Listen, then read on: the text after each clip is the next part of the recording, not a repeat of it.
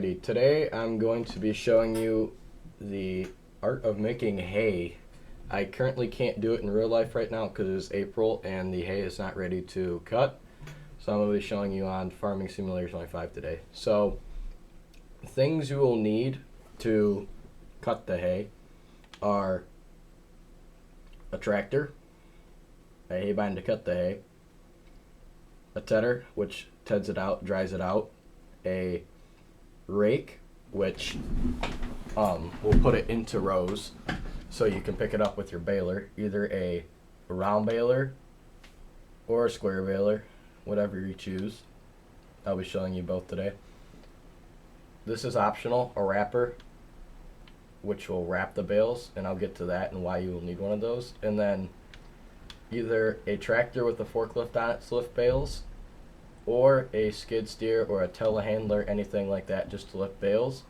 You'll also either want a pickup truck or a semi. Usually pickup truck just works fine, but I'm going to use my semi and trailer here today. Now, what's the point in cutting hay? Well, hay is used to feed animals like these guys over here, like cows. You can do sheep, horses eat it, goats eat it. It is a main food that animals need to live and survive, especially in the winter when it's cold out. It's one of their main reasons they stay warm is hay. I'm now going to show you what the hay looks like when it's ready. So there'll be a picture in the corner there that will show what the hay looks like, because it doesn't look like it on here. And you'll want to look for when the seed heads pop out. It's usually between end of May, beginning of June is usually when the hay is ready to cut. So when it's ready to cut, you'll take your hay bind equipment like this, and you'll come up to your field. What you'll do is you'll do like 2 outer rows around your field. And what the outer rows do is, if you come into a tight space where it's hard to maneuver around, it gives you room in the field to turn around. So you'll just go around your field twice. Alrighty, I'm done there.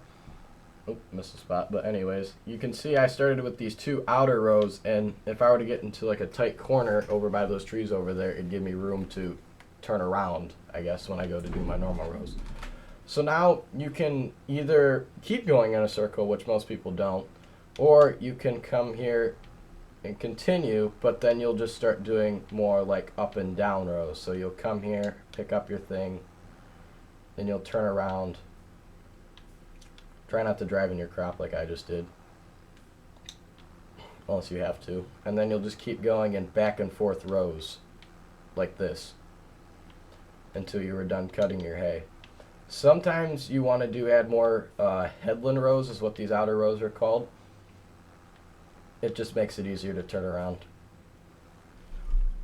So once you are done cutting your hay, this is where you could go 2 different ways with things.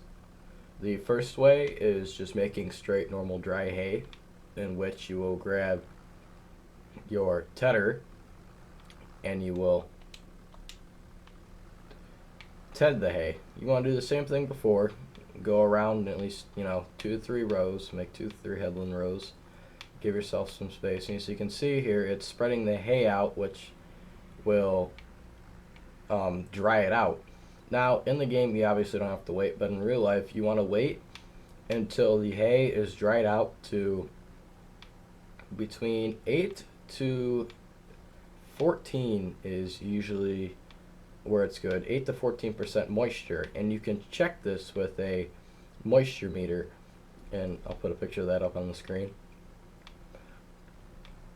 Now, if you were to not ted it and you were to just rake it right away with the rake over there, that is what you do if you're making moisture bales. In the moisture bales, you have to use a round baler for, and you will need the bale wrapper that is sitting right there for that as well.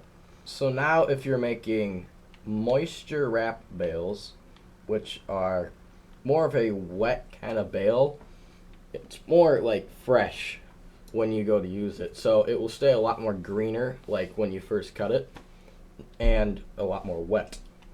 because hay is usually a pretty high moisture. Usually you want these between 30 or 32 to around 36 to 38% moisture.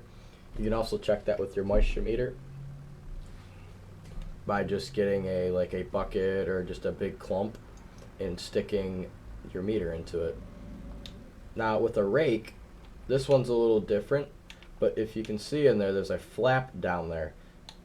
When I turn this on and drive over the hay, those rotators spin it into the flap, and the flap stops it, and it makes it into a nice little row. Now I'm picking up a bit of the tedded hay, which is just fine right now, but this will be a higher moisture hay, while the darker stuff over there will be a lot drier into more like dry hay bales, is what you see usually. Okay, now once you're done raking, I'm not going to rake the entire field, but once you're done raking, you can grab your square baler or round baler for normal dry hay, or if you're doing the moisture hay, the higher fresher stuff, you will just want to use your round baler. So for the dry hay, I'm going to use the square baler, but what you'll do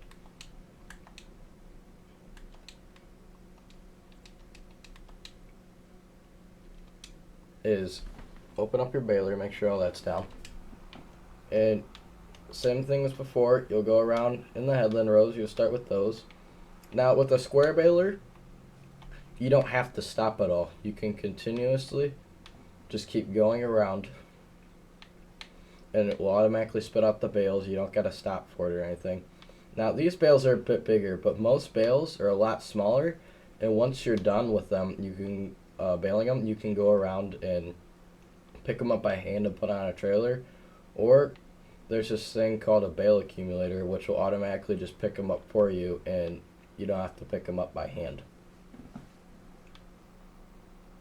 As you can see here, we have a bale getting ready to pop out, and that's what it looks like. It's just a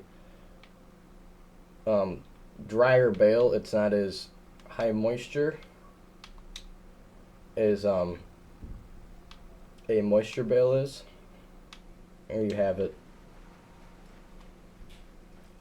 That's an example of a just a normal old hay bale.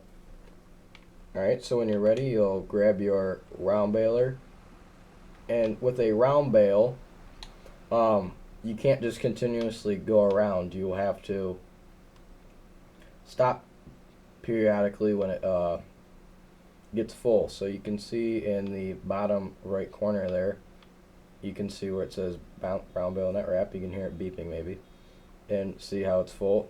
So when it's full, you want to back up a little bit from away from the road there, and you will unload your round bale. When you're done, you'll close it. Wait till it's closed, and you'll hear all this if you're doing it in real life, and you'll continue on your way. So right here we have the bale wrapper, and what you do is you unfold it, you'll drive up to your bale. Now in real life it won't actually pick it up, you have to manually line it up correctly, but there'll be a control in the cab to wrap it and then cut it once it's done wrapping. And once cut, you can drop it wherever you want to. Usually just drop it right there, but if you want, you can drive it around and drop it where you want to. And that is pretty much wrapping. It is very simple and not that difficult to do. Okay, so when you're done baling everything, you can come around with either a tractor like this or a skid steer, which is over there, and come in, pick it up. I preferably like the tractor. I think it's easier and a lot quicker. Also, if you're stacking pretty high, it's easier to stack them high. So normally in real life the bales aren't this big. You can make them smaller in here, but I just chose not to. And you can hand lift them onto a trailer. That one I have to manually do with the tractor because it is too big. And round bales a little similar. Round bales you have to watch though, because they do like to roll if you're on a grade, so you do have to watch out for that. But you'll just come over here, stack it, and there's no particular way to stack it. You can stack it however you want, however high you want. Just watch that it's not too sketchy or uneven or it's likely to fall. Now, storage. These wrapped bales, these can sit outside because they are covered. They will not get moldy or, damaged by the rain or snow or anything. These fellas you can keep outside. But anything open like these two, like the square bale and this open round bale, these you want to hold in a shed like I have right over here. So you'll pick them up. Oops, I knocked that one off. And you'll just pick them up like you did before. And you'll just drive them in. You keep them in storage like this. I'll put a picture up in the corner on what it looks like in real life. And as also you can see in that picture, you can also keep your equipment in a barn, which is a good idea. And any animals, if you are doing animals, also have a protective area for them too, because you don't want them outside all the time. So when it comes to the after part of making hay, there's not much left to do once you have stored your hay and then or sell it, either give it to your animals, use it for bedding. There's not much left to do. You've pretty much completed your task of making hay. The only other thing you can do is clean your tractor, make sure everything's running right for next time you cut hay. Do everything early like that, maintenance and stuff. You don't want to do it when it's like a week before, because if you run into a problem, you don't have as much time to mess with it if you do it a week before. But other than that, that is how you make hay